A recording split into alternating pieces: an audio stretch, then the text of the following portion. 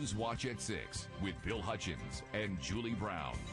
Tonight, a tragic discovery in Brockville after a toddler goes missing. The Limestone School Board votes to start school before Labor Day. And the Supreme Court puts a twist tie on privacy rights over your curbside garbage. Good evening. Julie is off tonight. CKWS News has learned of a tragic incident in Brockville today where a young boy was found floating in a creek with no vital signs. Police, fire, and ambulance were called in to search for the 2.5-year-old boy after he was reported missing from a home near Westminster School just before 1 o'clock this afternoon. During a frantic search of the area, firefighters waded into Buell's Creek where the toddler was discovered in amongst some floating branches. The child was rushed by ambulance to Brockville General Hospital. So far, there's been no official word on his condition. Report came in from a cyclist who observed a child in the fast-running waters of Buell Creek in the area of Westminster School. At this time, firefighters responded and tended in the water to search for this child. Within 2 minutes, the child was found in the swift-running water and rushed to an awaiting ambulance. The child was taken to the Brockville General Hospital and then airlifted to Chio Hospital in Ottawa. The identity of the boy has not been released. Police are warning people to be very careful around creeks and streams which are fast running right now after the past few days of rain and snow. Well, more parents will have to rethink their summer vacation plans. The Limestone School Board is the latest in this region to start their school year the week before Labor Day. The new schedule will see 3 days of classes before the long weekend starting Tuesday, September 1st. Limestone trustees approved the early start last night. The decision follows a similar move by the Hastings and Prince Edward School Board and the Algonquin and Lakeshore Catholic Board. All three boards use the same bus transportation system. The other two boards that we work with for transportation, Algonquin, Lakeshore, and Hastings, Prince Edward, they had already approved this calendar, so there was going to be additional costs, significant additional costs to us, which we would have to take out of the classroom resources, who knows where, to transport the children on the days that we chose to go to school that they were not. The new calendars meet Ontario's requirement for school boards to provide no less than 194 instructional days. Students will still get the Friday before Labor Day as a day off. Meanwhile, it looks like thousands of parents will still have to make plans to get their kids to school next week. Contract talks between Stock Transportation and the Teamsters Union have broken down again. Negotiators remain deadlocked over the issue of how much bus drivers should get paid. Newswatch's Darren Davis has the latest. Striking school bus drivers set up another day of pickets outside the office of Stock Transportation near Amherstview with no new talks scheduled. A key obstacle in settling the labor dispute is wages. Teamster Union representatives have obtained a document from the Tri-Board School Service that leaves them feeling Stock Transportation is holding back wages owed to them. It clearly states that the driver's wage, according to the benchmark, should be $12.57.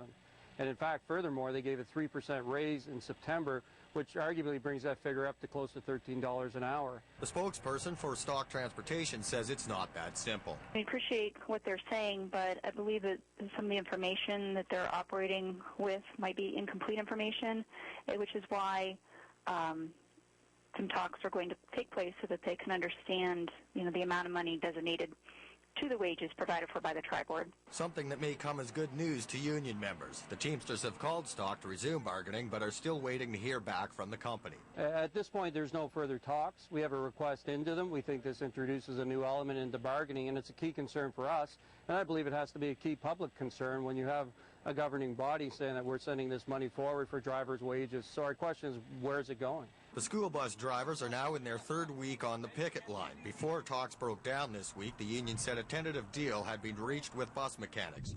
Darren Davis, CKWS Newswatch, Kingston. Stock Transportation reported a $60 million profit across North America.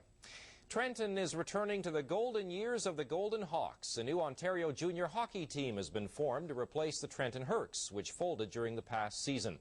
As Newswatch's Chris Harvey explains, team and town officials see the rebirth of a hockey team as a breath of fresh financial air for the Quinte region. The Golden Hawks name has close ties to Canadian Forces-based Trenton and to a team from another era. The Golden Hawks aerial acrobatic team was founded 50 years ago. The Trenton Golden Hawks suited up years ago in the Eastern Junior B Hockey League. We're rich. and hockey history in this area, and I know the people are just dying to see good hockey again, and we hope that this will happen in the future with this organization. City officials say landing a new hockey team will elevate Trenton's profile and quality of life. When you're trying to attract in new investment, when companies are looking, when they want to attract employees, it's great to have these types of teams in our community that help to attract the people and the companies as well. So it's a great thing to have in our community. The former Trenton Hercs went down in a financial ball of flame this past season when the team's funding dried up. The nucleus of the new Junior A team comes to Trenton from Port Hope. One of the prime concerns in Port Hope was availability of prime practice time. Port Hope was always very good to us and tried to do the best what they could, but there's just so many user groups that use the ice. We were practicing, once in our rink 15 minutes down the highway, the next day 15 minutes down the highway the other way. Players will continue to come to Trenton from the local community and across the country. More than 50 volunteers turned out to offer support for the Golden Hawks, and opening tryouts will be held at the end of next month. Chris Harvey, CKWS Newswatch, Trenton. The Trenton Hawks have signed a 3-year deal with the city with an option for another 5 years. Kingston police have caught a man who's been prowling in City Park, but say he will not be charged. The 20-year-old is developmentally delayed and suffers from Asperger's syndrome. As a result, the man has an inability to socialize properly. Several women were propositioned while walking through the park recently, but they were not physically assaulted. Well, people who get a tattoo often want to make a fashion statement. They also want to be seen as a trendsetter or a risk taker. Hastings and Prince Edward County Public Health Unit has embarked on an education campaign asking people to think twice before getting inked. Doctors say there is a definite risk of serious infection with both tattoos and body piercing. They both involve piercing the skin, and anytime that happens, there is a risk of transmission of blood infections like hepatitis B, C, or HIV.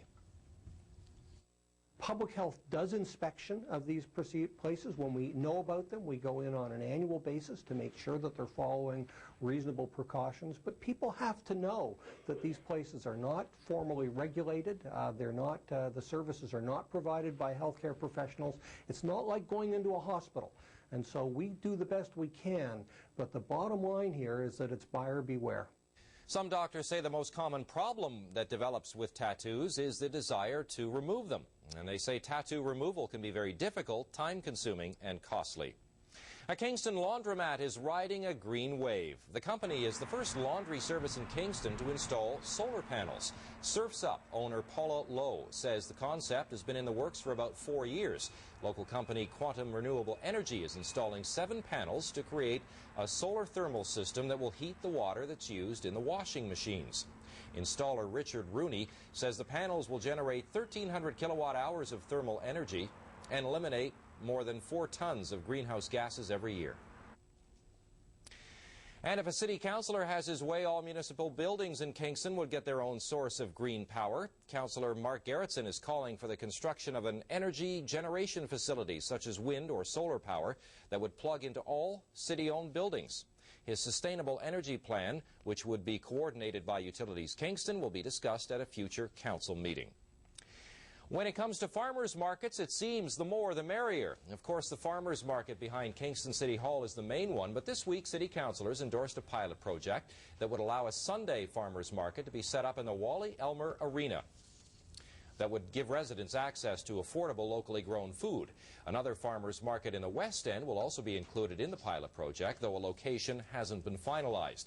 Councillors don't believe the suburban markets will impact the outdoor one behind City Hall, which has been around for 200 years. Well, it's good to see the rain and snow finally out of the weather picture. We're overdue for a nice stretch of sunshine. Here's Bill with a first look at the local forecast. We have a great weekend on tap. Easter weekend should be nice and sunny. We've got sunshine throughout the day today. We've had our cloudy periods, but quite sweet.